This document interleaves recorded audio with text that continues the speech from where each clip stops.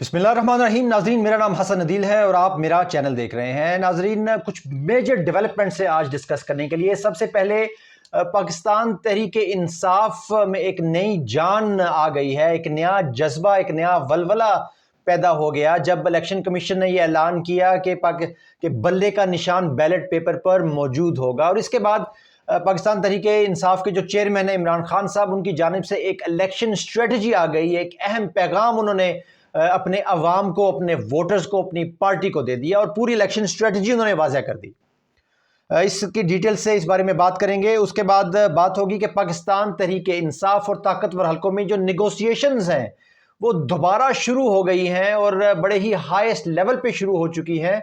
और ख़बर ये भी है कि मुस्लिम लीग नून जो है इस बात से बहुत तंग है और उनके बयानात भी आना शुरू हो गए हैं इस सब के अगेंस्ट। उसका बाद बात करेंगे, सुप्रीम कोर्ट ने सदर आरिफ अलवी साहब पर बहुत ही बेहानक किस्म के इल्ज़ामात लगा दिए, उन पर गद्दारी का इल्ज़ाम लगा दिया। इसके बारे में भी डिटेल से बात करेंगे। मगर इन सब डेवलपमेंट्स को डिस्कस करने से पहले मैं अपने नए आने वाले नाज़रीन से कहना चाहूँगा कि अगर वो मुनासिब समझे तो इस चैनल को ज़रूर सब्सक्राइब करें, वीडियो पसंद आए तो इसे लाइक भी करें और हमें अपनी राय से तो ज़रूर ही आगाह करें। सबसे पहले बात करते हैं पाकिस्तान तहरीक इंसाफ की।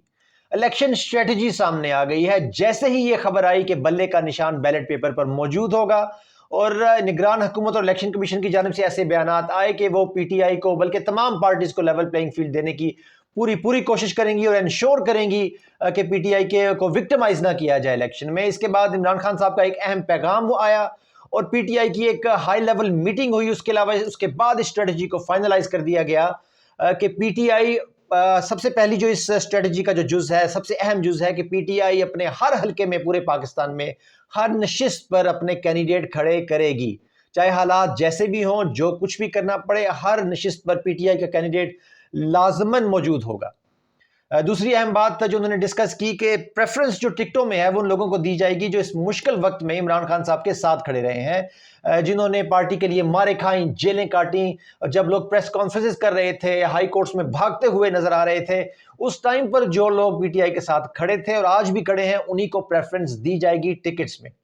इसमें लॉयर्स को भी प्रेफरेंस देने की बात की गई है और औरतों के बारे में भी अहम है कि औरतें भी जहां पर इलेक्शन लड़ना चाहें, अगर वो मुनासिब कैंडिडेट है तो उनको ज़रूर प्रेफरेंस दी जाए। जैसे कि उस्मान डार साहब की वालदा हैं, जब उन्होंने अनाउंस किया कि वो इलेक्शन लड़ेंगी, तो इस तरह के जो कैंडिडेट्स हैं इन्हें भी प्रेफरेंस ज़रूर दी जाएगी।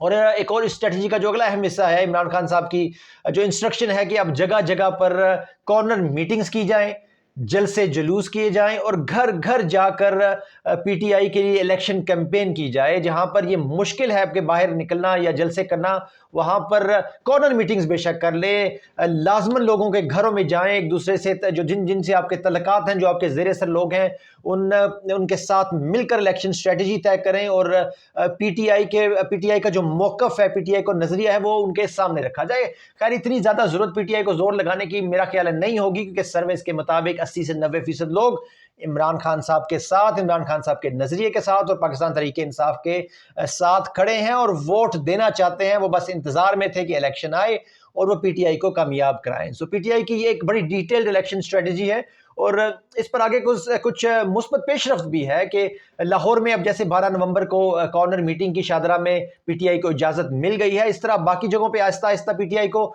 इजाज़त मिल रही है अपने जलसे जुलूसों की, अपने कॉर्नर मीटिंग्स की। तो बहुत ही खुशाइंद बात है, सिर्फ पीटीआई के लिए नहीं बल्कि पाकिस्तान में जमहूरियत के लिए भी। चाहे आप किसी भी पार्टी से तल्लक रखते हो, पाकिस्तान में जमहूरी निज़ाम है, डेमोक्रेसी है, सब पार्टियों को लेवल प्लेइंग फील्ड मिलना चाहिए, अपनी इलेक्शन की मुहिम चलाने की आज़ादी होनी चाहिए और फिर अवाम का फैसला हो, वो जिसको भी मुंतखब कर लें। और उसके बाद जो मुंतखब हुकूमत है, अगर वो परफॉर्मेंस ना दे तो अगली बार अवाम उसको रिजेक्ट कर दे। ये एक ऑर्गेनिक प्रोसेस है जो पाकिस्तान में नर्चर होना चाहिए। इसी से डेमोक्रेसी आगे बढ़ेगी, इसी से पाकिस्तान आगे बढ़ेगा। पाकिस्तान में होता ही है कि कोई भी आज तक देखे वज़ीर आज़म अपना जो है वो मुद्दत पूरी ही नहीं कर सका तो बीच में उसको रोक दिया जाता है, डिस्टर्ब कर दिया जाता है, कोई साजिश आ जाती है, कोई रजीम चेंज प्लान आ जाता है, कोई गैर मुल्की साजिश आ जाती है और इसमें फिर हमारे ही सियासतदान इसका अलाकार बनते हैं। पीडीएम को देख लें, सारे मिल गए, सब चोर डाकू बैठ गए, इकट्ठे बैठ गए और इमरान खान साहब की हुकूमत को गिरा दिया और फिर जो पाकिस्तान का हाल अगले 16 महीने में हुआ वो हमारे सामने है। तो PTI की एक अहम स्ट्रेटजी, PTI अब नए जोश नए वलवले से मैदान में उतर रही है और अब देखते हैं कि इसका असर क्या होता है और अवाम कितना उनके साथ जुड़ती है।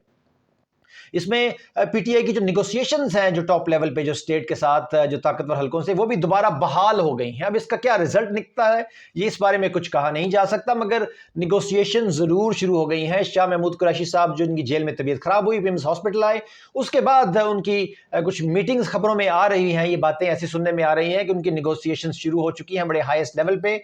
और ये भी एक अहम पेशरफ्त है, मुस्बत पेशरफ्त है पाकिस्तान तहरीक इंसाफ के लिए। और इसके बाद आपने देखा कि इसहाक डार साहब जो मुस्लिम लीग नून के जो टॉप के लीडरशिप में आते हैं, उन्होंने बयान दिया कि भाई हमें लेवल प्लेइंग फील्ड नहीं मिल रहा।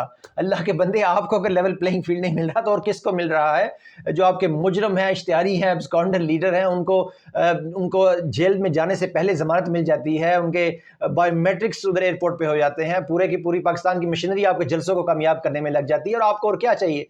इसके अलावा खालिद लतीफ़ साहब ने भी एक बयान दिया कि इमरान खान साहब बाहर भी लाड लेते, अंदर भी लाड ले हैं। अंदर उनको लाखों की मशीनरीज और हर तरह की फैसिलिटीज़ और मुर्गे और मटन खिलाए जा रहे हैं। तो ये भी शिकवे शिकायत मुस्लिम लीग नून की तरफ से शुरू हो चुके हैं। जैसे ही निगोसिएशन यहाँ पर शुरू होती हैं, ये अपना डिसरप्टिव अमल शुरू कर देते हैं, बयानात भी किए देंगे और ये साजिशें भी करेंगे बैकडोर चैनल्स के थ्रू कि ताकि निगोसिएशंस कामयाब किसी तरह ना हो, क्योंकि ये जानते हैं इनके पास कोई बयानिया तो है नहीं, अवाम इनके साथ कनेक्टेड तो है नहीं, वोट बैंक बिल्कुल जीरो है, इलेक्शन में बुरी तरह से नाकाम होंगे अगर इलेक्शन आज़ाद और मुनसिफाना हो जाते हैं।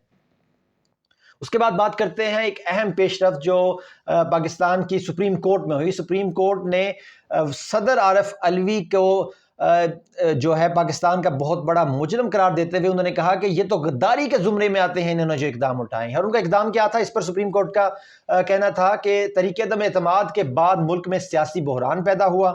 सदर मुमलिकत का तहरीक-ए-अदम एतमाद के बाद कौमी असम्बली तहलील करना गैर आइनी था। तहरीक अदम एतमाद के बाद वज़ीर आज़म की हिदायत पर असम्बली तहलील नहीं कर सकते। गैर आइनी तौर पर असम्बली तहलील करना गद्दारी के ज़ुमरे में आता है। बहुत ख़तरनाक बात है ये सदर आरिफ अलवी साहब के लिए। उसके बाद अदालत ने कहा कि हैरानकुन तौर पर सदर के पास असम्बली तहलील करने के इख्तियार नहीं था, लेकिन उन्होंने की, जबकि सदर के पास तारीख देने का जो इख्तियार था वो उन्होंने इस्तेमाल नहीं किया। आइन से इनहराफ का ऑप्शन किसी के पास नहीं। इलेक्शन कमीशन और सदर समेत हर इदारा आइन पर अमल दरामद करने का पाबंद है। और ये बड़ी ही इंटरेस्टिंग डेवलपमेंट कि सदर को अदम एतमाद जो था उसका उस सारा जो काम हुआ उसका इस जो आज केस था जो सदर जिस केस में अभी इन्वॉल्व नहीं थे, इसी हद तक थे कि उन्होंने इलेक्शन की तारीख देनी थी। तो आज के केस में उस वाक़े का जिक्र करना और उस वाक़े का जिक्र करके सदर को गद्दार डिक्लेयर करना बड़ी ही अजीब सी, बड़ी ही इंटरेस्टिंग और बड़ी अजीब और गरीब किस्म की पेशरफ्त है, क्योंकि इस चीज़ का इस केस से कोई तल्लुक ही नहीं है जो उनके सामने था। और जिस चीज़ का आपका साथ तल्लुक नहीं है, आपने तो वही एजुडिकेट करना है जो आपके सामने मामला है। आप किसी और बात की तरफ क्यों जा रहे हैं? तो इससे जो तज्ज़िया निगार हैं वो ये कह रहे हैं कि शायद काजी फ़ाइज़ साहब के खिलाफ जो रेफरेंस साइन किया था सदर साहब ने, वो अपना गुस्सा भूले नहीं हैं। वो जैसे कि आपने देखा दूसरे केसेस में भी उन्होंने धरना केस एक्टिव दोबारा कर लिया, उसको उठा लिया। अब वो सदर के पीछे भी जा रहे हैं और शायद वो अपने पुराने गुस्से, अपने जो पुराने दिल में नफरत लेके बैठे हुए हैं जो उनके खिलाफ रेफरेंस हुआ था उसका इजहार वो अब ये कर रहे हैं। और ये पाकिस्तान के चीफ जस्टिस को ये चीज़ ज़ेब नहीं देती कि इतना आप छोटी छोटी बातें, अपने पर्सनल ग्रजेस आप एक पाकिस्तान की सबसे अहम पोस्ट पर बैठ के उनका इजहार करें। बहरहाल देखते हैं, अब उनकी मर्जी है वो क्या करते हैं और आगे क्या सदर के खिलाफ असल में कोई कार्रवाई होती है। ये बहुत देखें, सिर्फ सदर ही नहीं, जब सदर ने पंजाब और केपी में इलेक्शन की तारीख दी वो तो उन्होंने आईनी काम कर दिया। फिर उस तारीख पर जिन्होंने अमल दरामद नहीं किया, क्या उनके खिलाफ भी आप गद्दारी का मुकदमा करेंगे? उस बारे में आपने क्यों कोई कमेंट पेश नहीं किया? तो अपने पर्सनल ग्रजेस को साइड पे रखें और पाकिस्तान का सोचिए। आप चीफ जस्टिस हैं, आपका जो काम है पाकिस्तान की अदलिया के, आप टॉप पर बैठे हैं, आपका काम है पाकिस्तान की अवाम को इंसाफ देना। वहीं रहें, अपने पर्सनल ग्रजेस जो आपके हैं उनको वो दूर रखें। और अगर आप वाकई समझते हैं कि इन्होंने कोई आइन से गद्दारी की है तो आप ज़रूर इसके खिलाफ कार्रवाई करें, मगर उन लोगों को भी ना भूलें जिन्होंने पंजाब और केपी में इलेक्शन नहीं करवाने से इनकार किया। वो भी एक आइनी इक़दाम था, उसमें भी आइन के खिलाफ ही अगर आप समझते हैं कोई काम होता है तो वो गद्दारी होती है, तो फिर उनके खिलाफ भी आप कार्रवाई करें। अक्रॉस द बोर्ड कार्रवाई होनी चाहिए, इंसाफ होता हुआ नजर आना चाहिए। اس کے علاوہ آخری اہم ڈیولپمنٹ میں آپ کو بتا دوں کہ پی ٹی آئی کے رہنما اسد کیسر کو اغوا تو نہیں، گرفتار کر لیا گیا ہے۔ اب دیکھنا یہ ہے کہ انہیں کسی جیل میں یا کسی عدالت میں پیش کیا جاتا ہے، یا ان کو بھی باقی شیخ رشید وغیرہ کی طرح انہیں بھی کسی نامعلوم مقام پر لے جایا جائے اور ان کا کچھ پتہ ہی نہ ہو۔ اسد کیسر کے بھائی نے ویڈیو بیان جاری کیا اور اس میں کہا کہ ان کو اسد کیسر صاحب کو ان کی رہائش گاہ سے گرفتار کر لیا گیا، اور ان کے اسد کیسر گھر پر تھے، اور پولیس اور سادہ لباس اہلکار گھر آئے اور سادہ لباس اہلکار اسد کیسر کو گرفتار کر کے لے گئے۔ اب دیکھتے ہیں آئندہ آنے والے گھنٹوں میں کہ اسد کیسر صاحب کسی جگہ پیش ہوتے ہیں یا نہیں۔ ناظرین، یہ آج کی اہم ڈیولپمنٹس تھی۔ ویڈیو دیکھنے کے لیے بہت شکریہ۔ پاکستان زندہ باد۔ اللہ حافظ۔